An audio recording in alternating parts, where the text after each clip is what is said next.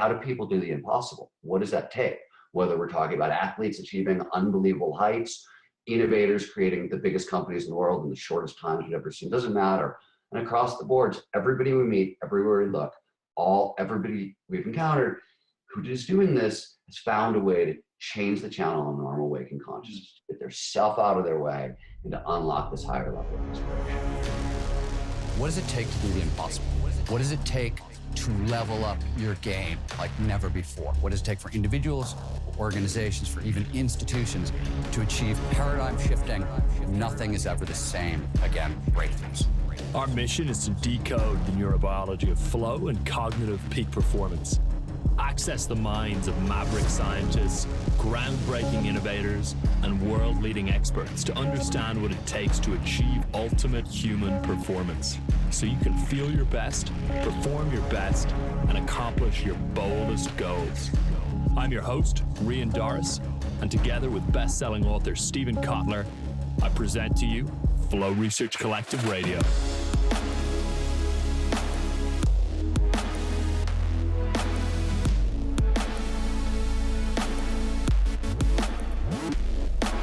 In pursuing flow and in running around the world and training people in what we've learned and things along those lines, we essentially stumbled on a $4 trillion underground revolution in people hacking states of consciousness to massively improve performance.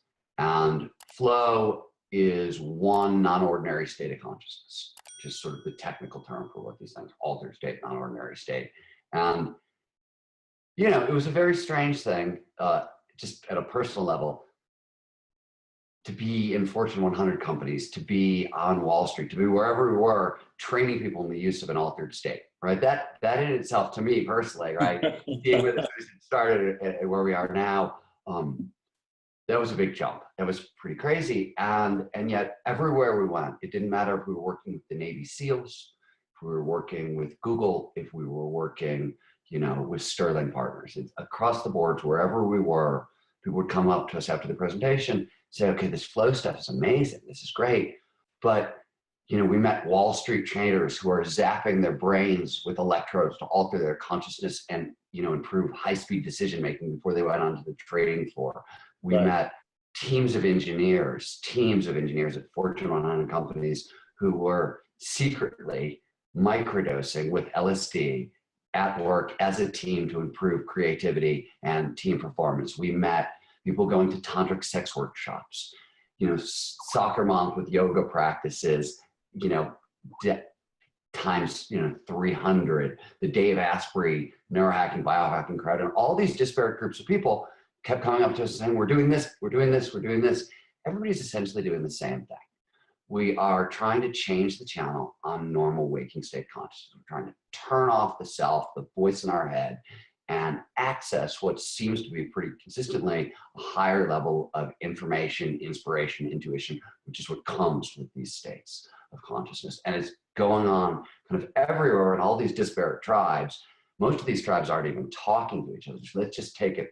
Look, when we talk about non-ordinary states, what exactly? Like, we mean there's mystical and meditative states, contemplative states, flow states, awe, endurance states, psychedelic states, things like that. So let's just take flow, psychedelics, and meditation, right? For the past 100 years, the tribes of people who were pursuing these states, wildly different, right? Meditation was about seekers and saints and that sort of thing. Flow was for action sport athletes and artists, and psychedelics were for hippies and ravers. And oftentimes these people didn't even know each other. They didn't talk to each other. They're totally three different groups. But it turns out, if you look under the hood neurobiologically, this is the other thing that we've sort of discovered, they're really the same thing. When we were trying to track down kind of what is the science of flow and sort of organize it all in one place and figure it out, but to make a map of non-ordinary states of consciousness, this ended up being something of a Rosetta Stone. And we started to realize that all these disparate states, which look really different. Somebody having an out-of-body experience is very, very different from somebody practicing yoga, is very different from a Wall Street trader zapping their brains with electrodes. Seemingly, under the surface, they're all actually doing the exact same thing to the brain. They're deactivating. So just on that point, they're all different groups that are actually doing it for totally different reasons. Some are doing it for high performance, some are doing it to feel good. So what do you think it is that just the concept of flow, and for everyone who's watching, because we talk a lot about flow from the point of view of doing what you love best, doing what you do best, doing it in a way which is most meaningful, all those different elements which kind of link them together. What did you find around that whole area of what it is within humans that actually make them gravitate towards flow or want to achieve that flow in the first place? So it's a great question. And the answer is it's not just humans. And that's the place you got to start. So 10 to 15 years, perhaps you saw this. There was a cameraman, an Emmy Award-winning filmmaker named John Downer, set up a bunch of cameras off the coast of South Africa, underwater cameras. He had like cameras disguised as turtles and fish and robots. It's sort of like what the CIA would have done if they ever wanted to invade the Republic of Starkist, right? And he's hoping to get footage of dolphins in their natural environment, and he does. He pot a dolphin, comes along, they pick up a puffer fish off the bottom of the ocean floor, chew on it a little bit, and sort of spit it, throw it towards the next dolphin who catches it, does the same, until the puffer fish releases its nerve toxin, right? Which is fatal in high doses. But in low doses for dolphins, it alters consciousness, it kicks them into a trance state. And the footage, they're like on the surface of the ocean, their snouts sticking out, big smiles on their faces, high as kites. And the footage went viral. It was all over the place. And people were like, oh my God, this is crazy. We've never seen anything like it. Dolphins getting high, puff, puff, pass has a whole new meaning, right? The headlines had a blast. But turns out when we look, and a lot of scientists have looked over the past 10 years, pretty much every mammal and most birds have found a way to alter their consciousness one way or another. We see this with small children. They hyperventilate, they roll down hills, they spin in circles.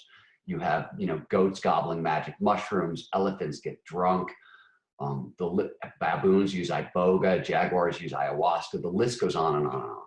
And the question has been, what the hell's going on? Why is this? Why, like intoxication, just like in humans, it's dangerous for animals, right? You've got carcasses of drunken birds litter highways, right? They get into some fermented bog water, drink up, and they're flying into car windows.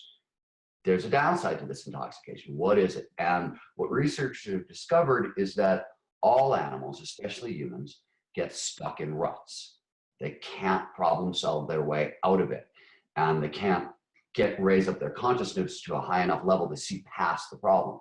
So we seek out ways to alter our consciousness because it is a depatterning agent. It promotes lateral thinking. It helps us solve problems creatively, right? And this is in all species. It's fundamental. In fact, Ronald Kessiegel, who's at UCLA, who did a lot of this foundational work, argues that the urge towards intoxication functions so strongly in humans that it acts like a fourth drive, meaning it's as powerful as our drive for food, shelter, and sex. So we are all actually propelled in this direction, is the first. So I've got a question about that, because if you take altered states as any state other than whatever someone thinks is their normal, and if you take intoxication, right, take getting drunk, a lot of people wouldn't think of that being a flow state.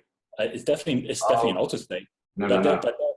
So can you distinguish between? Yeah. So we're talking about non-ordinary states of consciousness. Yeah.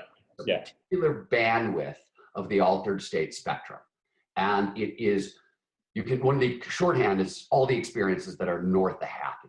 But you're talking about flow states, awe, psychedelic states, trance states, meditative states, and contemplative states. And the reason this category exists, and this is old research, 100 years ago, William James noticed this, and now we know this neurobiologically. So the 21st century is a brainwave signature, right? We know that we have hyperactivity in our prefrontal cortex, the part of our brain that does complex decision-making and problem solving. We get a steady drip of like stress hormones like cortisol and norepinephrine. Brain waves are in beta, which is a fast-moving wave. Is where our brains are right now to have a conversation. In this particular bandwidth of non-ordinary states, flow, meditation, psychedelics, etc., this signature shifts. Prefrontal cortex starts to deactivate. Stress hormones are flushed out of our system, replaced by positive, feel-good neurochemicals like dopamine, serotonin, oxytocin, endorphins. and brainwaves move from agitated beta down to calmer alpha and theta. This neurobiological signature is roughly the same in all of these non-ordinary states. So flow is one of them, but what happens in the brain, very, very similar in the others. And more importantly, what happens, how we feel, right? You asked a question earlier, we think about flow this way, but other people do it for this and this. Turns out flow in all these states have 4 signature characteristics. We use the acronym STER, S-T-E-R, to represent them. It stands for selflessness, timelessness, effortlessness, and richness. Selflessness and timelessness, as our prefrontal cortex starts to shut down, that's where our sense of self is created. That's where time is calculated in the brain. So as these things turn off, we lose the ability to create our sense of self. So our inner critic, right, that nagging, defeatist, always on voice in our head, has to go quiet. Timelessness, we fall out of time. All of our attention is focused on the right here, right now. It also has a really big impact on mood, because most of our fears are in the past or in the future, right? They're not often, as we're facing an immediate danger, in the present. So we're freed from a tremendous amount of anxiety by losing the self, timelessness. Effortlessness refers to the massive boost in motivation that you get from these states, right? The passion that you referred to earlier, these states are the best we get to feel on this planet. That's pretty much well established. And the reason is all of those neurochemicals that show up, they're pleasure drugs. Among many other things, they're the most potent pleasure drugs we can get. And in these states, we seem to get the largest concentration available to us. Finally, the last side of this is information richness. In these states, we feel like we're tapping into this plane of ideas, right? Inspiration goes through the roof.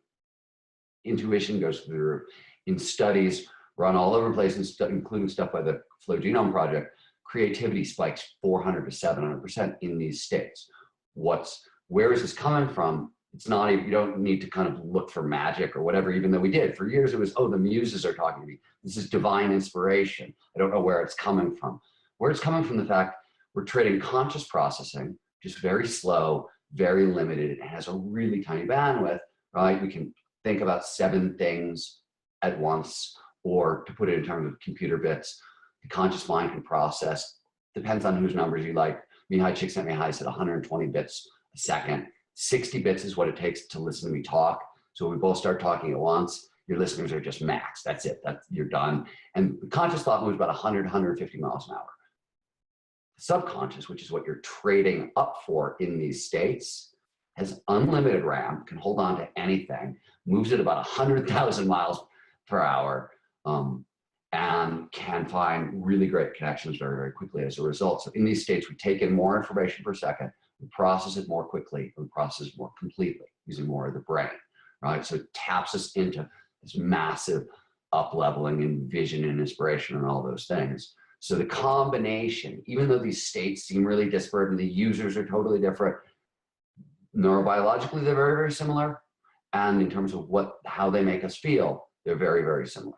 So it's a bigger story than just the flow story, is what the answer to return to where we started.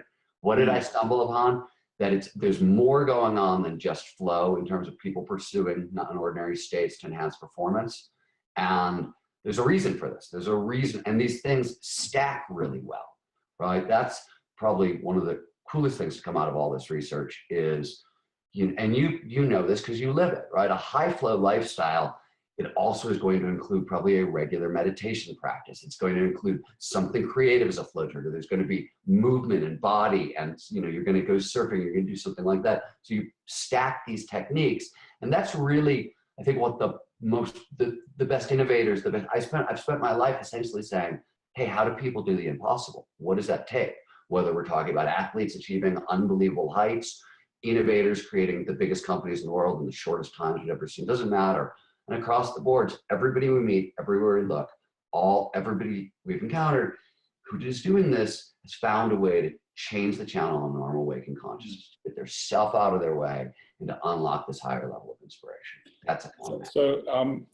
So there's definitely this big link between like the ultimate in human performance, right? Like in all these different areas, whether it's music, whether it's running a business, whether it's surfing a wave, and at the same time, there is the whole pleasure side that you talk about, which actually no question goes to the level of addiction, right? So it's really interesting how when you talk about people being addicted to something, on the one hand, you've got people addicted to damaging things. On the other hand, I know athletes and people leading companies who are just addicted to that feeling of being at their highest performance. So they're constantly doing that, and they're constantly, and it's good for them, right? But I've got a question about the elements, because you actually go into this in The Rise of Superman, and I'm sure you go into it more here, and I'd love to hear about it, about how the chemicals link in. So the likes of adrenaline, the likes of dopamine, like what did you identify as the kind of key elements, and how's that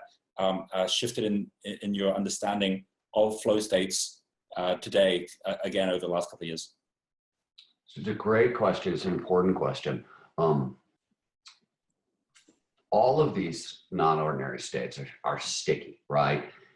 Dopamine, all of these kind of the neurochemicals we've been talking about, these are internal endogenous substances, right? But they're all matched by external exogenous substances. So dopamine is essentially cocaine, right? All that happens when somebody uses cocaine, brain releases a massive quantity of dopamine and blocks its reuptake. That's what happens. Norepinephrine is speed. Anandamide is the same psychoactive you get in marijuana. Endorphins are opiates, right? The opiate problem is crushed in America right now. These are the internal versions of those drugs.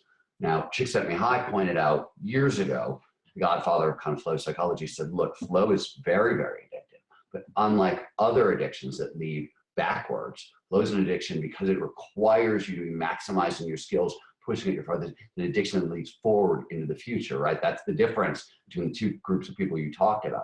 Now, that doesn't mean, right, there's a dark side to flow. There's a crash after the state. You need to recover after the state because these neurochemicals are expensive to produce, right? You need certain vitamins and minerals and sunlight and whatever. It takes a while, right? So there's that deep crash on the back end, just like if you were coming off of a drug, right? Same thing can happen on the back end of a flow state, which is why, when we work with organizations, one of the very first things we do is we put everybody on sleep monitors, and we make sure, right, people are recovering on the back end, because you got to build up that supply again, just so you can restart the cycle and move back into flow again. Same thing is true with most of these non-ordinary states, right? Historically, this is not, by the way, the very first time in history people have said, oh my God, non-ordinary states of consciousness, we should build a revolution around this, right? Has happened before. Whether it's mystical experiences or psychedelic, take your pick. We've been down this road before, and it has not often worked out so well. And, hedonism is a real issue. There are also bigger issues like commercialization and militarization. Commercialization, it sounds really strange, but these same responses can be harnessed to sell you things. It happens all the time, right? And the whole neuromarketing movement, which got a lot of pub back in the 90s, early thousands, was trying to tap into this. Somebody realized, Martin Lindstrom realized that, hey, when we recognize a powerful brand, Coca-Cola, turns out the same parts of our brain that light up when we have a religious experience, right? It's the same thing. Now, that does not mean that like shopping is a religious experience, not at all, but it does mean there's something similar going on. You can tap into these things and you can abuse that. So beyond that's one of the biggest challenges at the moment with gaming, social media, mobile phones. This is the biggest challenge parents have for kids. And so because they're all getting triggered by all the science behind what it is that actually fires off the chemicals in the first place.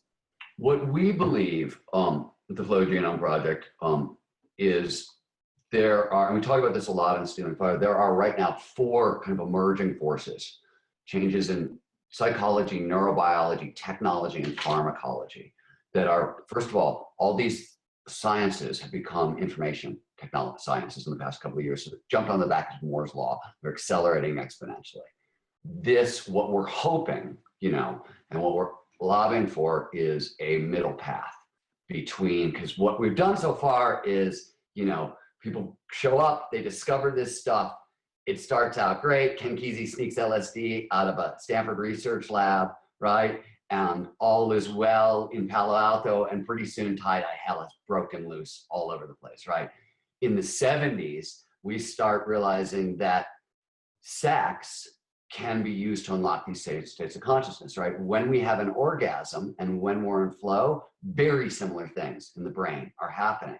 And when, more specifically, and there's tons of research backing this up, kinky sex really drives people into flow. In the BDSM community, they have specific terms for the flow states produced by it. And so there's a lot of research around this. In the 70s, they stumbled on this, right? Oh my God, sex is liberation. It's gonna, and the end result of that is spiking rates of marital dissatisfaction and divorce, right? Like, doesn't always work so well. What we're hoping is that, one, the amount of information we're getting now is so exquisite, right? We can map and measure what's happening in our bodies and brains when we're experiencing the inexplicable.